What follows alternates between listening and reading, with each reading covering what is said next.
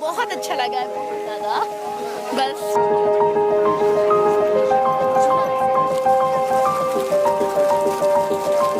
पूरे इंडिया में ये सबसे बेस्ट ऑप्शन था कि हमको ये ट्यूलिप गार्डन देखने मिले। We are so lucky.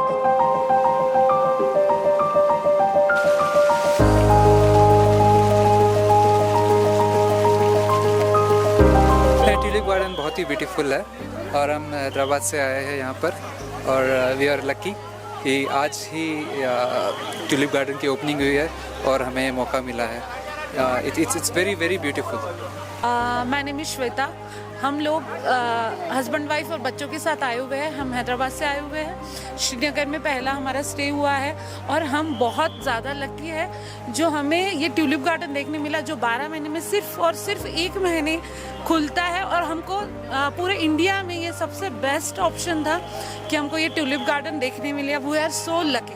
Thank you. क्या कुछ मैसेज देना चाहेंगी जिसने अभी तक ट्यूलिप गार्डन जिसने भी नहीं देखा है, आपने बहुत मिस किया है, क्योंकि मैंने मई महीने में रोज़ फ्लावर का जो गार्डन रहता है वो भी देखा है और ट्यूलिप गार्डन अभी देखा है। But tulip garden is so beautiful more than rose garden.